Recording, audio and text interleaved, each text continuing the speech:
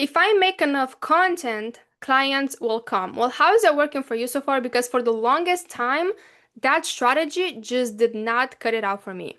And unless I did something different and unless I found a small gap in my funnel, nothing changed. Like I kept signing clients at a very slow rate. I kept waiting months and months to get inbounds.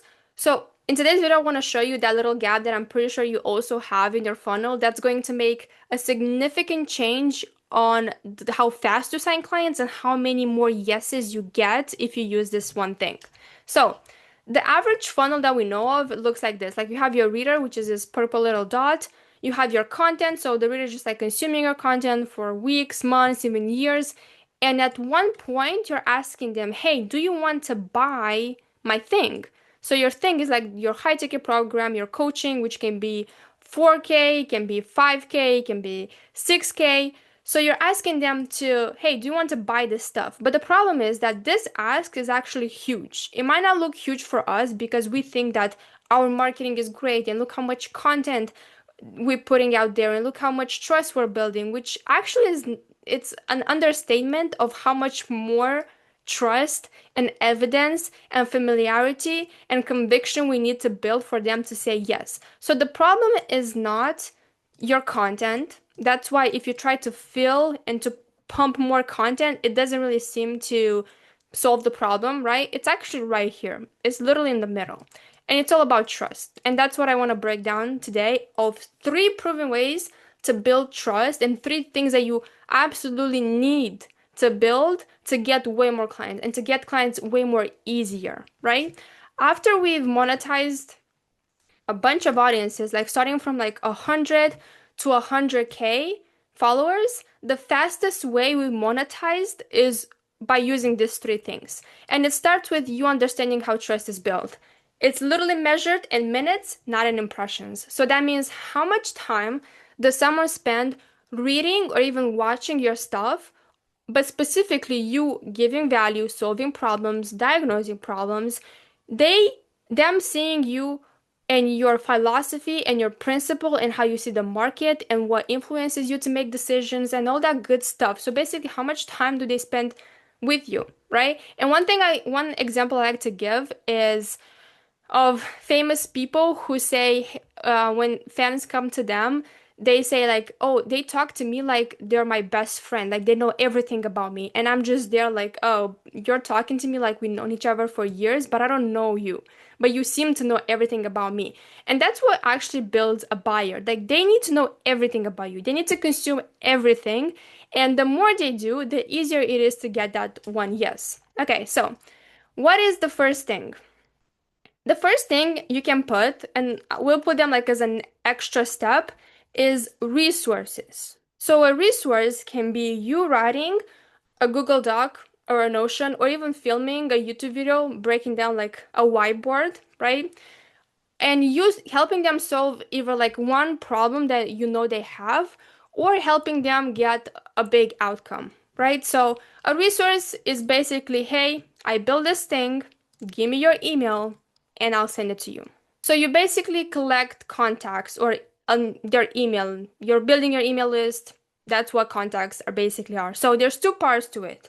A resource is supposed to get attention so you can get as much leads as possible, and it's supposed to be useful enough for them to want the next step or the next offer, right? Which is the big thing you want to sell. And how do you do that? Is like, hey, common steps if you want blah blah blah blah blah, whatever. These are the two steps, right? What we found is that a lot of people build resources, and you'll notice that resource is like a lead magnet, but I don't like the term of lead magnet. I think it has a bad reputation because a lot of people don't know how to use them. So if I frame it as a resource, I want you to understand that this resource is supposed to build trust so it's easier for you to sell your big offer. It's not supposed to replace your offer. It's not supposed to replace your help, your paid help, because if you do these two things, this resource is basically useless, right? So there's a couple principles we use. So we get a bunch of context, but we also get people who want to buy the next thing. Is first thing is don't solve the exact problem you sell. If you sell AI business, You should not build a resource that says, hey, here's 10 steps on how I build my AI business, because you just exactly told people exactly what to do on how to get that big outcome, right? What you want to do is you want to solve like a smaller problem. You want to maybe be like, hey, here's 10 profitable AI businesses that you can start today, right? That's a small thing that helps them get into your world. It doesn't actually solve the thing that you're selling. Number two is don't give them the exact thing you sell. So don't give them templates, don't give them prompts, especially with AI. People give prompts, and that's the biggest mistake ever. Because if you give them prompts, they're gonna be like, cool, I can use this prompt, I can reuse this prompt, I don't need you anymore, right? You don't you're not supposed to give them the actual tools, because that's basically replacing your offer. It's not building confidence into it. Number three is don't teach everything. Again, I think that's self-explanatory. If you teach everything, they think that they got everything from you. And what we found that works best is genuinely writing a resource that shows your thinking more than exactly what to do step by step or exactly what to use and stuff like that. So your thinking means give them the principles, give them the truths, give them the stuff that you believe in your why that helps you take the next steps that get you a specific result, right? Number four is create the next problem. So back to my AI example, if you give them 10 ideas of AI businesses they can build, at the end of the resource, you should be like, hey, now that you know, or now that you found your idea, how are you gonna get your customers? Dot, dot, dot. And then you're gonna be like, hey, we actually help you build the stuff, build your system, and then get your next 10 customers or get whatever outcome next.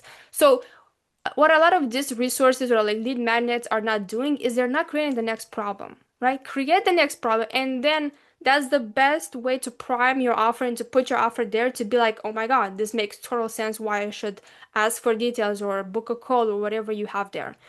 Number five is packaging it well. And this just means when you're promoting on your social media, this resource is not supposed to be like a vague thing. It's supposed to have a specific outcome, a specific timeline, and a specific mechanism. Plus like the visual of like what it is. Is it a Google Doc? Is it a box with some fancy things inside? Whatever. Like it's supposed to be packaged like an actual offer, to be honest, because that's kind of how we do it. Like our resources have like the same structure of an offer, because we want to be specific and we want to make sure that people understand that this is an outcome that has a specific time frame, and we get this outcome with a specific mechanism. So number six is create it constantly, which I think maybe some people here try to create a lead magnet once and then they gave up, and that's exactly why you're still like you're still lacking this trust. Is you need more. You need more, and you probably if you want a lot of leads and a lot of clients, you need monthly. You need to create them monthly, right? Because these resources are going to help people experience your thinking, experiencing you solving problems and showing that, hey, I got some pretty cool results. Here's how we do them, right? So this is the first proven way of building trust, is just creating these resources and being consistent with them, because that's what creates trust long term. Okay, now that you know that resources are good, what's the next thing? So the next thing is long form. Okay, what the hell is long form? So long form, specifically for me, because I love writing, is my newsletter, right? It's me accumulating minutes of people reading, and if you like to film yourself, maybe watching your stuff, right? So the more minutes people read our stuff where we show value, we give them solutions, we show how we do stuff, the better, right? So the principles is, yeah, create as much minutes as you can. Go deep on one promise and one problem. So your stuff should not be like, hey, here's 20 ideas of stuff that I talk because it's random and blah, blah, blah.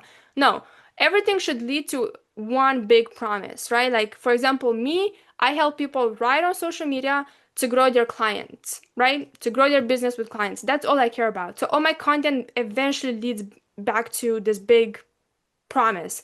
And the big problem is you're monetizing slow, or you're not monetizing at all. So this is all I talk about. I don't care about anything else, right? Like this is the main stuff. That's why people buy. That's why pretty much every follower and every viewer is pretty much qualified because they saw whatever I was writing and whatever long form content or resources I was creating, and they know exactly what I do, right? Number three is show diagnosis, real scenarios, methods, not just conclusions. So if you actually just go there and be like, hey, do this and do that, and I already figured it out, that's not very appealing unless you actually tell like, hey, here's how to get this outcome, and here's how we found the problem that was not getting us to this outcome. Here's a real thing that happened, like a real scenario, maybe like a real client result. Here's the method we used, the principles we used, and then here's the conclusion. So that's a more appealing way of creating long form than just being like, hey, boom, boom, boom, do this, this, this, bye. Doesn't really have the same conversion rate. Number four is publish consistently, so there's always another piece to consume. These minutes are not just like, hey, consume 1 hour of video and that's it. No, it should be consistent, right? That you should teach them to consume a lot, to come back to consumers because they're is genuinely valuable and they like it. And that's how you create trust long term, that it's you actually keep it and you maintain it. And number five is end with a clear next step. Everything you write, everything you do, everything you create should have a next step. So basically, the goal of long form is spend meaningful time with your thinking, right? So these are like three of the most common ones. Is what I use Kit for my newsletter. I send pretty frequent newsletters. I'm saying daily of 200 to 300 word emails where I have my thoughts or like my predictions or my observations or even stuff that works like this that I just write it there and I hit send. That creates trust every single day because it takes 3 to 4 or 5 minutes to read. People are like, oh, cool, I'm gonna maybe try this or maybe gonna buy something and stuff like that, but it creates that trust more and more. Another one you can use is also if you're a writer and you like to write longer form, maybe actually longer form than Kit. It can be Substack, or if you like to film yourself, or I genuinely do recommend a lot of people to film themselves, even for like resources maybe. It genuinely helps seeing people your face on how you interact to help them buy in the future.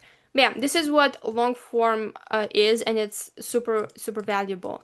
Okay, and the last proven way is mini offers. So mini offers is actually paid, right? Like you're making like a smaller offer, and I usually recommend people to pull something from the big offer, right? And I'll show you actually an example. So this is the 300 daily email, which essentially is a tool we use to monetize fast, right? Like it's how we write emails every single day is this little template that makes at least $300 a day, right? So did I invent this? No. Was it a template I was already using inside my big offer? Yes. Did I just take this tool and package it really nicely to make more money and to get more leads? Yes. That's what it is. And I've done this with 20 tools, maybe even more. Like I have for email, for content, for how to grow your newsletter, for how to talk to clients. Like it's all pulled from the big thing. So I don't invent anything, which I actually don't recommend you to invent because I'm pretty sure you already have templates and Excel things that you can sell and frameworks and stuff like that. So you just pull from the core offer and just sell it as a mini offer, usually $100 to be honest. But the core principles here is that you have to solve one small problem they have today, right? So with the idea of the 300 daily email, I knew that people are not using email to their potential. So here we go. I knew that if you send more emails and you're using this template in this specific framework, I'm 100% sure you're going to make more money. Or like monetize faster. That's how I knew it's a good idea. Number two is help them achieve one meaningful outcome this week, which again, like if someone buys this offer and they use this template and they even make like $100, then in their brain they're gonna be like, mad stuff works and it works fast because this is the first time I'm using it, or maybe the first week, or maybe the first 2 weeks, and in their brain they're gonna be like, okay, this works fast. I wanna see more of our stuff, right? Number three, mini offers, let them experience your philosophy in action. So for the 300 daily email, the whole philosophy is the way I frame the email, right? Like it always starts with like this intro and then introducing the problem, blah, blah, blah, and then ending with my offers, right? So it's all about philosophy. It's all about why I write emails this way, why I send them this frequent and stuff like that. So they experience how I think and how I make decisions in my business. Therefore, these are the results I get. Number four is deliver a quick win so they can implement fast, which is exactly what I told you. Like if they use this template, they get a win, boom, I get them. And number five is it creates momentum into your core offer. So this customer bought a $74 mini offer, right? And after they finished the mini offer, I created the next problem that led to my big offer and they bought it. And then because I like to make offers, I was like, hey, 1 month in, do you want to buy the upfront 2 months? And then they did, right? So this mini offer basically helped them get to my big core offer because they said a yes, like a mini yes, and then this mini yes helped them say a bigger yes, and then an even bigger yes, right? So it's all about getting these yeses or making saying yes easier and easier. So that's why I love mini offers, and that's why I recommend everybody to have like a low ticket because it does help them experience working with you and seeing how you do stuff and just genuinely like experiencing how you think and why you do what you do. So the funnel actually looks like this, right? You have your reader and then they go content and then they just spend a long time like inside this, right? They go up and down, they go circle, they get blah blah blah, whatever. And it really depends on the reader as well. There's people who need a long time to consume your stuff after they buy, and then there's people who don't really need that much, like maybe days, maybe weeks. So it really depends on the customer, but not having long form resources, mini offers makes it so much more harder and longer to get clients. So I just don't see how people even survive or have the mental capacity to wait and just keep pumping content right here, right? It's hard. It's like tiring. And another thing that you'll probably see is that now you have multiple things that lead back to your offer, right? It's not content offer, it's content long form payment link, it's content resource payment link, it's content mini offer payment link, right? So it's they see your payment link multiple times, which it creates awareness. And for most people who don't know, you need multiple touch points, right? Like people need to see your offer, like this payment link, multiple times before they buy, not just once, twice, or 3 times, maybe even 6 times, maybe even 10 times. So again, if they spend a long time in this circle, the easier it is for them to pay and then to become a client, essentially. So yeah, this is pretty much the same like principles we use for people who with very small audiences, starting from like 300, this is 500, and genuinely you can get pretty good clients who pay 2 to 3K from small audiences just by using these three trust levels. But yeah, this is the reason why some people monetize super slow because they're genuinely missing this three stuff, and people who monetize super fast. So if you see audiences who are really small who are monetizing fast, you already know that they're building their trust at its maximum. But yeah, this is exactly what we do in Afrocentric Creators, and we generally use one landing page, one big offer, to get one client a week, all from the audience you already have, big or small, all from the leads you already have, all by writing 300-word content, no sales calls. So if you're interested in how we do this step by step, email me client to mads@hatesmads.com, and I'll see you in the next one. Bye.